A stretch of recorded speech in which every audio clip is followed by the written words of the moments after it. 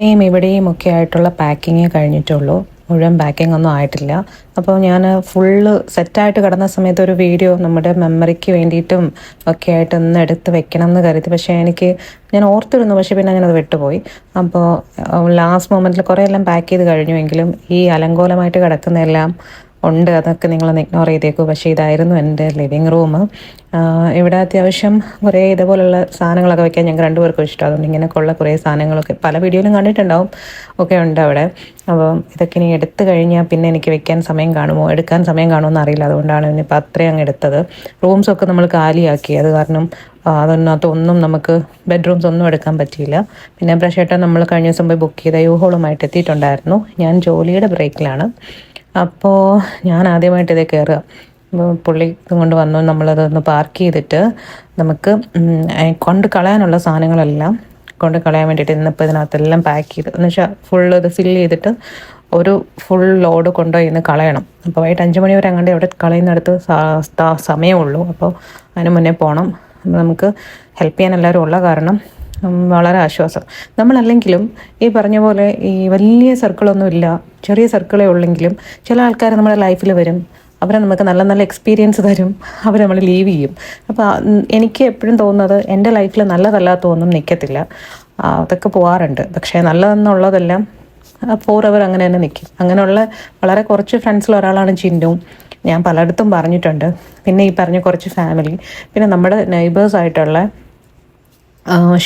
വിനീത് ശർമ്മ, അവൻ്റെ വൈഫ് ആഞ്ചൽ, പിന്നെ അവൻ്റെ സിസ്റ്ററും. ഇത്രയും പേരെന്നൊക്കെ പറഞ്ഞിട്ടുണ്ടെങ്കിലോ നമുക്ക് ഞങ്ങൾ തൊട്ട് അയലോക്കാണെങ്കിൽ പോലും അങ്ങനെ എപ്പോഴും കാണാറോ ഒന്നുമില്ല. പക്ഷെ എന്താവശ്യം ഉണ്ടെങ്കിലും ഈ പറഞ്ഞ പോലെ എപ്പോഴും എല്ലാവരും ഉണ്ട്, അങ്ങോട്ടും ഇങ്ങോട്ടും. അതൊക്കെ ഒരു ഭയങ്കര ഒരു അനുഗ്രഹം തന്നെയാണ്. അപ്പോൾ എന്തായാലും കണ്ടില്ല, എൻ്റെ കിച്ചണൊക്കെ വലിയ കിച്ചണും ഒക്കെ ആയിരുന്നു കേട്ടോ. പിന്നെ ഇവിടെ ഇങ്ങനെ സ്റ്റെപ്പിൻ്റെ അടിയിൽ ഒരു സ്റ്റോർ റൂമൊക്കെ ഉണ്ടായിരുന്നു. കിച്ചൺ ഞാൻ മിസ് ചെയ്യും, കാരണം അത്രയും വലിയൊരു കിച്ചണായിരുന്നു. നമ്മുടെ പുതിയ വീട്ടിലെ കിച്ചൺ ചെറുതാണ്, പക്ഷെ എന്നാലും നമ്മുടെ സ്വന്തം എന്ന് പറയുമ്പോൾ അതിന് പ്രത്യേക ഒരു സുഖമുണ്ടല്ലോ. അപ്പോൾ അങ്ങനെ ഇവിടുത്തെ കണ്ടില്ലേ, ഞാൻ ആദ്യ വീഡിയോയിലെടുത്ത് കുറച്ചൊരു പാർട്ട് കണ്ടില്ലേ. ഇനി ഇതാണ് നമ്മുടെ ബെഡ്റൂം. ഇതൊക്കെ കണ്ടു ഇങ്ങനെയൊക്കെ ആക്കി. ഒരുമാതിരിപ്പെട്ട സാധനങ്ങളൊക്കെ നമ്മൾ മാർക്കറ്റ് പ്ലേസിലിട്ട് എല്ലാവർക്കും ഫ്രീ ആയിട്ട് കട്ടിലും മാട്രസും ഒക്കെ കൊടുത്തു. കുറേ നല്ലതായിട്ടുണ്ടായിരുന്നൊക്കെ കുറേ കൊടുത്തു, എല്ലാം ഫ്രീ. പിന്നെ ബാക്കിയെല്ലാം നമ്മൾ പാക്ക് ചെയ്തു. നമ്മളൊരു ഫർണിച്ചറും കൊണ്ടുപോകുന്നില്ല, എല്ലാം നമ്മളവിടെ വേറെ വാങ്ങാണ്. അപ്പം ഇത് മോൻ്റെ ബെഡ്റൂമായിരുന്നു. അങ്ങനെ നമുക്ക് ഇനിയിപ്പം ഷിഫ്റ്റിങ് തുടങ്ങാം. എന്ന് വെച്ചാൽ കളയാനുള്ള സാധനങ്ങളെല്ലാം ഇവർ കണ്ടില്ലേ, ഇവർ വന്നു. എൻ്റെ ഫാമിലി പോലെ കേട്ടോ ഇവരും, ഭയങ്കര ഹെൽപ്ഫുള്ളാണ്. ഒന്നിനും ഒരു ബുദ്ധിമുട്ടും വരാതെ, ആരുമില്ല എന്നൊരു സാഹചര്യം എൻ്റെ ലൈഫിലുണ്ടായിട്ടേ ഇല്ല. എനിക്ക് എന്തെങ്കിലും സഹായം വേണമെന്ന് തോന്നുമ്പം ദൈവം ഏഞ്ചൽസിനെ എൻ്റെ ലൈഫിലോട്ട് അയക്കാറുണ്ട്. അങ്ങനെയുള്ള കുറേ ആൾക്കാരെ ഞാൻ കണ്ടു. കാരണം എനിക്ക് ആവശ്യമുള്ളപ്പോഴെല്ലാം എനിക്ക് ഉപകാരപ്പെട്ട കുറേയധികം ആൾക്കാരും. എനിക്ക് ജോലിയിലോട്ട് തിരിച്ചു പോകണം. അപ്പോൾ അതിന് മുന്നേ ഇതെല്ലാം ഒന്ന് തിരിച്ചു കയറ്റണം. ഇത് കുറച്ച് നേരം കൂടെ വാച്ച് ചെയ്യണേ. വീഡിയോ നിങ്ങൾ ഫുള്ള് വാച്ച് ചെയ്യണം. കാരണം എന്ന് വെച്ച് കഴിഞ്ഞാൽ നല്ല രസമാണ് ഫർണിച്ചറൊക്കെ ചവിട്ടി പിടിക്കുന്നതും ഒക്കെ കാണാനായിട്ട്.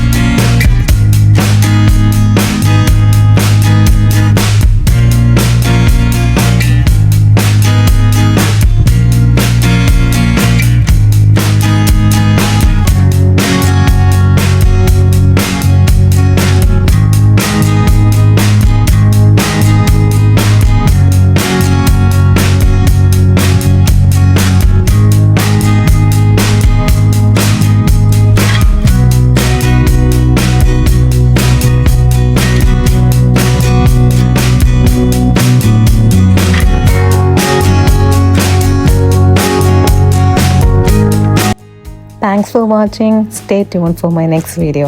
Ta-ta. Bye-bye. See you.